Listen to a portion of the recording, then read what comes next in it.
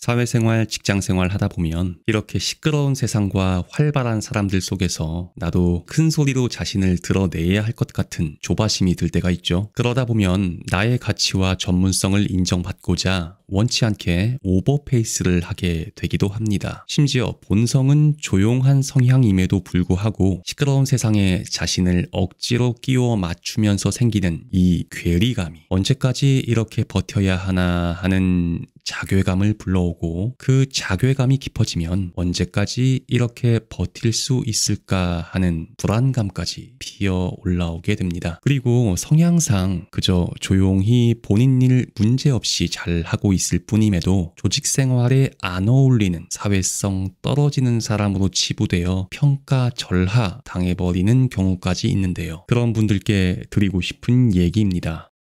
안녕하세요. 12년 이상 동일 업종에서 공백 기간 없이 쭉 일하고 있는 아주 평범한 꼰대 선배 입장에서 나름 도움될 만한 얘기를 해보려고 하는데, 변할 수 있는 생각일 뿐이니까 편하게 들어주시면 좋겠습니다. 사실 조용한 사람들의 강점을 과소평가해서는 안 됩니다. 경청, 겸손, 갈등 회피는 시끄러운 문화의 일터에서 균형을 잡는 데 반드시 필요한 것들이거든요. 자신을 낮추는 방법을 알면 다양한 생각에 귀 기울일 수가 있죠. 또 갈등을 피하는 방법을 알면 불필요한 에너지 소모를 줄일 수가 있고요. 이건 직장인에게만 해당되는 것이 아니라 사회에서 조용한 성격을 가진 모든 사람들의 강점이죠. 결국 우리가 가진 조용한 특성과 일터에서 요구되는 시끄러운 문화의 특성 사이에서 균형을 찾고 정당한 이유로 주목받는 것이 진정한 성공입니다.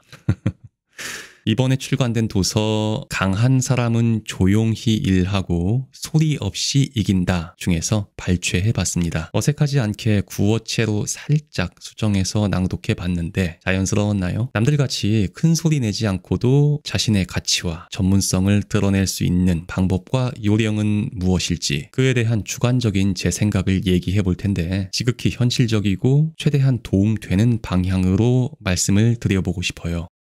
제 영상 봐주셨던 분들은 짐작하실 텐데, 사실 저는 사회 초년생 시절 조용한 스타일의 직장인은 아니었습니다. 오히려 활발한 스타일에 가까웠어요. 주도적이고 적극적인 모습으로 에너지를 밖으로 드러내면서 일했고, 그에 따른 장점도 분명히 있었습니다. 또 그런 행동 양식이 맞다 라고 생각을 했던 것 같아요. 어찌 보면 답을 정해놓은 것이죠. 근데 그게 저 자신을 힘들게 만들었던 원인이었던 것 같습니다. 답을 정해놓는 것 말이죠. 에너지를 밖으로 표출하며 존재감을 드러내는 것만이 맞다, 단정을 지어버린 거예요. 물론 그게 틀렸다는 건 아닙니다. 하지만 내가 맞다고 생각하는 방향으로만 가고자 하면 어떤 문제가 생길까요? 다른 방향을 선택할 수가 없어집니다. 그 외의 방향은 맞지 않다라고 생각하게 되기 때문이죠. 물론 인생을 혹은 삶을 대하는 태도를 혹은 직장 내에서의 행동 양식을 내가 추구하고자 하는 하나의 방향으로만 쭉 밀고 나갈 수 있다면 참 좋겠죠. 그래야 내 가치관이 깨지지도 않고 자존감도 지킬 수 있다고 생각할 수 있는데, 문제는 융통성이 없어진다는 겁니다. 다른 방향을 선택할 수 없기 때문이죠. 하나의 방향만 정해놓고 밀고 나가면 마찰이 생길 수밖에 없습니다. 물론 직장 생활하면서 마찰은 당연히 생길 수 있는 것이지만 그 빈도가 잦아지고 별일 아닌 작은 마찰마저 유연하게 넘어가지 못하고 일을 키우게 된다는 말입니다. 저는 그렇게 맨 땅에 헤딩하듯 깨지고 깎여가면서 점점 조용한 스타일로 변해갔습니다. 사회 초년생 시절에는 조용함은 곧 답답함을 의미한다고 생각했던 것 같아요. 그래서 의도적으로라도 그렇게 보이지 않으려 애썼던 것 같습니다. 어찌 보면 억텐을 써가면서 말이죠. 왜 그랬을까 생각해보면 조용한 건 사회생활을 못하는 거라고 고정관념이 박혀 있었던 것 같아요. 목소리 크고 자기 주장 시원시원하게 하는 활달한 태도가 강해 보이는 느낌? 반면에 조용한 태도는 조금 유약한 느낌이었던 거죠. 그런데 제가 왜 사회생활을 겪어가면서 점점 조용한 태도를 선택하게 되었는지, 이번에 소개해드리는 책 강한 사람은 조용히 일하고 소리 없이 이긴다를 읽어보면서 다시금 정리가 되는 느낌이었어요. 나이를 먹고 경력이 쌓이다 보면 자연스레 깨닫게 됩니다. 강해 보이는 게 강한 게 아니라 오래 살아남는 게 강한 것이라는 사실 말이죠.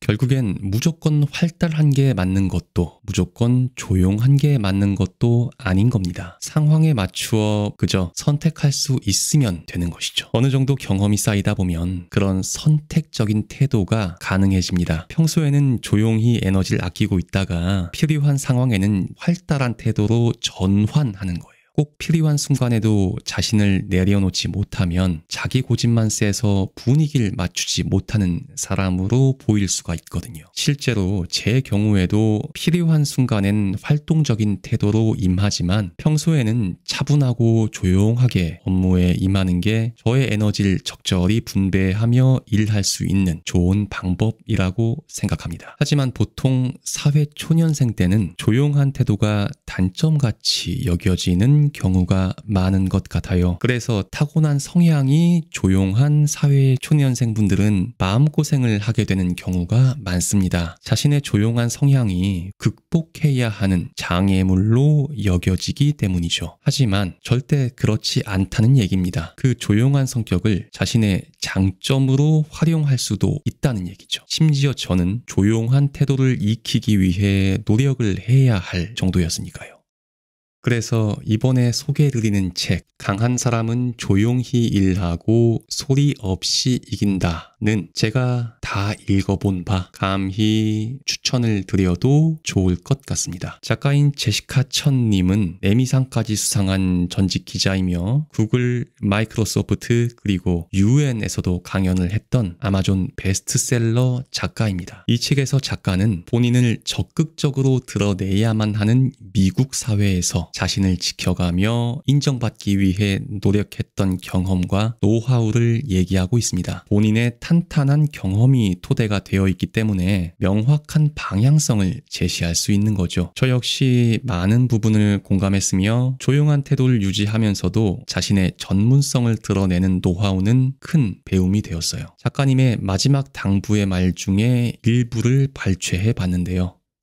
조용한 문화와 시끄러운 문화의 차이를 정리하면서 그 어느 때보다 많은 사람들과 연결된 느낌을 받았다. 내 생각보다 두 문화 사이에서 균형을 잡기 힘들어하는 사람들이 많았다. 직장에서 보이지 않는 존재가 된 듯한 답답한 기분에 대해 얘기하다 보면 아이러니하게도 그렇게 말함으로써 이런 사람이 나 혼자가 아니라는 사실을 깨닫게 되었다. 두 문화 사이에서 항상 긴장감을 느끼며 살아가는 조용한 동지들이여. 이 책은 당신을 위한 책이다. 직장에서 자신과 자신의 아이디어를 더 잘 지지할 수 있는 방법을 찾을 수 있도록 나는 당신에게 가장 든든한 응원자가 될 것이다. 조용한 성품의 사회인들에게 얼마나 큰 공감대를 가지고 또 얼마나 큰 고민을 해왔는지 그 진심이 엿보여서 공유 드려봅니다. 들어주셔서 감사하고요. 도움되셨다면 구독, 좋아요도 부탁을 드리겠습니다. 좋은 날 되세요.